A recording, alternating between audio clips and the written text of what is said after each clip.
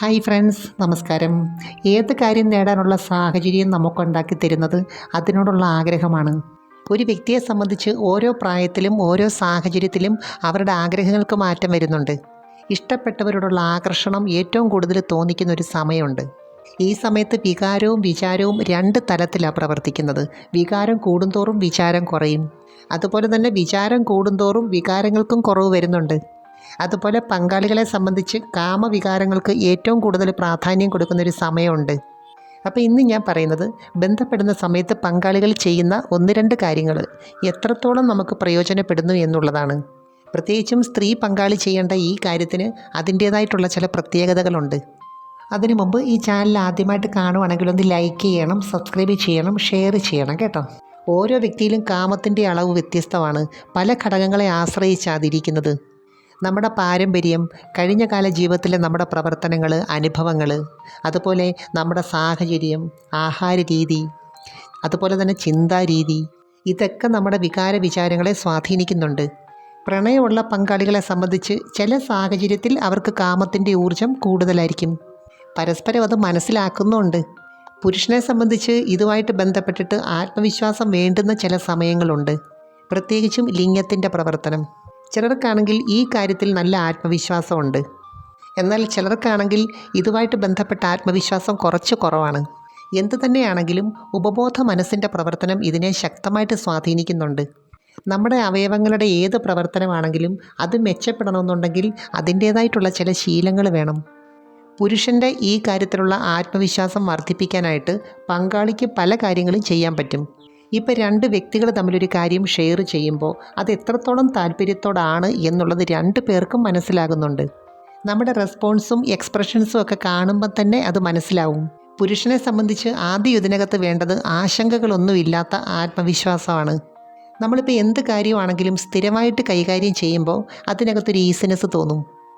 അതുപോലെ തന്നെ പങ്കാളി പോസിറ്റീവായിട്ടുള്ള ആളായിരിക്കണം.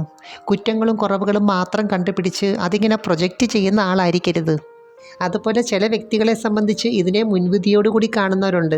ഏതെങ്കിലും ഒന്നോ രണ്ടോ സാഹചര്യം കൊണ്ട് വിലയിരുത്തുന്നവരും ഉണ്ട്. എന്നുവെച്ചാൽ പുള്ളിക്കാരനെ കൊണ്ട് പറ്റത്തില്ല, ചെയ്താൽ ശരിയാകത്തില്ല എന്ന് പറഞ്ഞ് ഇതിൽ നിന്ന് ഒഴിഞ്ഞു മാറുന്നവരുണ്ട്. ഇങ്ങനെയുള്ളവരും ഉണ്ട്. പക്ഷേ അവർക്ക് ആത്മവിശ്വാസം കൊടുക്കുന്നതിന് ചില പ്രത്യേക രീതികളുണ്ട്. ഒരു സ്ത്രീ തൻ്റെ പങ്കാളിയോട് കുറച്ചു നേരം പോസിറ്റീവായിട്ട് സംസാരിച്ചിട്ട്, അല്ലെങ്കിൽ കുറച്ചു നേരം സ്നേഹത്തോടെ സംസാരിച്ചിട്ട് പറയുവാണ്, നിങ്ങൾക്കിത് ചെയ്യാൻ പറ്റും, നിങ്ങൾക്കിതിനുള്ള കഴിവുണ്ട്. അന്നൊരു പ്രാവശ്യം ചെയ്തപ്പോൾ എനിക്ക് നന്നായിട്ട് ആസ്വദിക്കാൻ പറ്റി. തന്നെയല്ല, അതെങ്ങനെ ഇരുന്നാലും എങ്ങനെ പ്രവർത്തിച്ചാലും എനിക്കിഷ്ടമാണ്. ഇങ്ങനെയൊക്കെ കേൾക്കുന്ന പുരുഷനെ സംബന്ധിച്ച് ശക്തമായ ഒരു ആത്മവിശ്വാസം വന്ന് നിറയുവാണ്. യഥാർത്ഥത്തിൽ നമ്മൾ ഒരാൾക്ക് പ്രോത്സാഹനം കൊടുക്കുമ്പോൾ അതൊരു ഊർജ്ജമാണ്. പുരുഷനെ സംബന്ധിച്ച് ലിംഗത്തിൻ്റെ പ്രവർത്തനവും മനസ്സിൻ്റെ പ്രവർത്തനവുമായിട്ട് വളരെ അഭേദ്യമായൊരു ബന്ധമുണ്ട്. ഇവിടെ പ്രത്യേകം ഓർക്കേണ്ട ഒരു കാര്യം എന്താണെന്ന് വെച്ചാൽ, നമ്മുടെ ഓരോ ഫീലിങ്സുമായിട്ട് ബന്ധപ്പെട്ട് ഓരോ തരത്തിലുള്ള ഹോർമോൺസാണ് ശരീരത്തിൽ പ്രൊഡ്യൂസ് ചെയ്യുന്നത്. പുരുഷനെ സംബന്ധിച്ച് നല്ല ആത്മവിശ്വാസവും സന്തോഷവും ഒക്കെയുള്ള സമയത്ത് ടെസ്റ്റോസ്റ്ററോൺ ഹോർമോൺ ശരിയായ രീതിയിൽ പ്രവർത്തിക്കും. അതുപോലെ പങ്കാളിയോട് സ്നേഹം തോന്നുന്ന സമയത്ത്, പ്രണയം തോന്നുന്ന സമയത്തൊക്കെ ഇത് സംഭവിക്കുന്നുണ്ട്. സത്യം പറഞ്ഞാൽ ഓരോ അവയവങ്ങളും എങ്ങനെ പ്രവർത്തിക്കണമെന്ന് തീരുമാനിക്കുന്നത് തന്നെ ഈ ഹോർമോൺസാണ്. അതുപോലെ തുടക്കത്തിലുള്ള ചുംബനങ്ങൾക്കിടയിൽ പല കാര്യങ്ങളും സ്ത്രീ പങ്കാളിക്ക് ചെയ്യാൻ പറ്റും. ഏത് ഭാഗത്താണോ കൂടുതലായിട്ട് സ്പർശനം വരുന്നത് അവിടുത്തെ ബ്ലഡ് സർക്കുലേഷൻ പെട്ടെന്ന് കൂടുകയും ഒരു പ്രത്യേക എനർജി വന്ന് നിറയുകയും ചെയ്യുന്നുണ്ട്. ചുംബന സമയത്ത് കൈപ്പത്തി പൂർണ്ണമായിട്ട് ഉപയോഗിച്ച് അതിൽ പ്രസ് ചെയ്യുമ്പം പങ്കാളിയുടെ ബ്രെയിനിൽ ഒരു പ്രത്യേക വൈബ്രേഷൻ വരുന്നുണ്ട്. പൗരുഷത്തെ ഉണർത്താൻ പറ്റുന്ന ഏറ്റവും നല്ലൊരു രീതിയാണത്. അതുപോലെ സ്ത്രീ പങ്കാളികളെ സംബന്ധിച്ച് തുടക്കത്തിലാണ് കൂടുതലും ക്രിയകൾ ചെയ്യാനായിട്ട് പറ്റുന്നത്. ഒരു ഘട്ടം കഴിയുമ്പം അവരുടെ മനസ്സ് പൂർണ്ണമായിട്ടും ഒരു പ്രത്യേക സ്ഥലത്ത് ഫോക്കസ് ചെയ്യേണ്ടതായിട്ടുണ്ട്. അപ്പോൾ ഇതിനകത്ത് ഒരു കാര്യം ചെയ്യുന്നതും ചെയ്യിപ്പിക്കുന്നതും രണ്ട് മൈൻഡ് സെറ്റാണ്.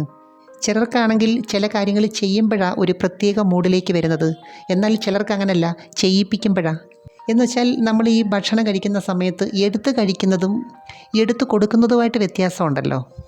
ശരിക്കും പറഞ്ഞാൽ ഇത് രണ്ട് തരത്തിലുള്ള ഒരു മൈൻഡ് സെറ്റാണ്. അതുകൊണ്ടാണ് ചിലർ ഫോർപ്ലേ സമയത്തൊക്കെ കൂടുതലായിട്ട് ആക്റ്റീവ് ആകുന്നത്. അതുപോലെ നമ്മുടെ ശരീരത്തിലെ അവയവങ്ങളൊക്കെ ശരിയായ രീതിയിൽ പ്രവർത്തിക്കണമെങ്കിൽ അതിനൊരു ഹാബിറ്റ് വേണം. തുടർച്ചയായിട്ട് അത് പ്രവർത്തിക്കേണ്ടതായിട്ടുണ്ട്.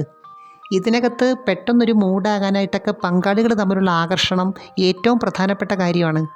സ്ത്രീകളെ സംബന്ധിച്ച് പ്രണയിക്കുന്ന സമയത്താണ്, അല്ലെങ്കിൽ സ്നേഹിക്കുന്ന സമയത്താണ് കൂടുതലായിട്ടും ഓക്സിറ്റോസിൻ ഹോർമോൺ ഉൽപ്പാദിപ്പിക്കുന്നത്. തന്നെയല്ല ഈ ഹോർമോൺ സ്ട്രെസ് ഹോർമോണായ കോർട്ടിസോളിൻ്റെ അളവിനെ കുറയ്ക്കുന്നുണ്ട്. യഥാർത്ഥത്തിൽ സ്ത്രീയുടെ സ്നേഹം പുരുഷൻ്റെ സെൽഫ് എസ്റ്റീം കൂട്ടുന്നുണ്ട്. ചില സ്ത്രീകളെ സംബന്ധിച്ച് അവർക്ക് പൂർണ്ണമായിട്ട് സംതൃപ്തി കിട്ടുവാണെങ്കിൽ ഇത് കഴിയുമ്പം അവർക്ക് പങ്കാളിയെ ഒരു പ്രത്യേക കെയറിങ് ആയിരിക്കും. അതുപോലെ നമുക്കിതിനകത്തൊരു മടുപ്പ് വരുവാണെങ്കിൽ, ചെയ്യാൻ താല്പര്യക്കുറവ് വരുവാണെങ്കിൽ ഏതോ ഒരു ഫാക്ടർ നെഗറ്റീവായിട്ട് പ്രവർത്തിക്കുന്നുണ്ട്. ഒരു പക്ഷേ മനസ്സുമായിട്ട് ബന്ധപ്പെട്ടിട്ടുള്ള എന്തെങ്കിലും കാരണങ്ങളാകാം, അല്ലെങ്കിൽ പങ്കാളികൾ തമ്മിലുള്ള എന്തെങ്കിലും വൈകാരിക പ്രശ്നങ്ങളാകാം. അതല്ലെങ്കിൽ ആർക്കെങ്കിലും ഒരാൾക്ക് ഇതിനോട് വലിയ താല്പര്യം കാണത്തില്ല, മറ്റെന്തെങ്കിലും കാര്യത്തിനോടായിരിക്കും താല്പര്യം. ഇനി എന്ത് തന്നെയാണെങ്കിലും നമുക്കെപ്പോഴും വ്യക്തികളെ മാറ്റാനൊക്കത്തില്ല. ലൈഫ് സ്റ്റൈൽ മാറ്റാം, ചിന്തിക്കുന്ന രീതി മാറ്റാം, ചെയ്യുന്ന രീതി മാറ്റാം. ചുരുക്കി പറഞ്ഞാൽ നമ്മുടെ ഏത് ഭാഗത്തിൻ്റെ പ്രവർത്തനമാണോ കൂടുതൽ മെച്ചപ്പെടുത്തേണ്ടത്, കൂടുതൽ വികസിപ്പിക്കേണ്ടത്, അല്ലെങ്കിൽ കൂടുതൽ ബലപ്പെടുത്തേണ്ടത്, അവിടെ കൂടുതൽ ശ്രദ്ധിച്ചാൽ മതി. മാറിടത്തിൽ കൂടുതലായിട്ട് ഫോക്കസ് ചെയ്യുന്നവരെ സംബന്ധിച്ച് കുറച്ച് നാൾ കഴിയുമ്പം അതിൻ്റെ രൂപത്തിന് മാറ്റം വരുന്നുണ്ട്. അതുപോലെ നമ്മുടെ ഫേസിന് മാറ്റം വരുത്തണമെന്നുണ്ടെങ്കിൽ അവിടെ കൂടുതലായിട്ട് ശ്രദ്ധിച്ച് ചില കാര്യങ്ങളൊക്കെ ചെയ്താൽ മതി. വെറുതെ ശ്രദ്ധിച്ചാൽ മാത്രം പോരാ കേട്ടോ, എവിടാണെങ്കിലും പണിയെടുക്കണം. എനിവേ, നമുക്ക് മറ്റൊരു വീഡിയോയുമായി വീണ്ടും കാണാം. അപ്പോൾ ചാനൽ സബ്സ്ക്രൈബ് ചെയ്യാൻ മറക്കരുത്, ലൈക്ക് ചെയ്യണം, അയക്കാൻ പറ്റുന്ന കൂട്ടുകാർക്കൊന്ന് അയച്ചു കൊടുക്കണം കേട്ടോ. Thanks for watching. See next time. By.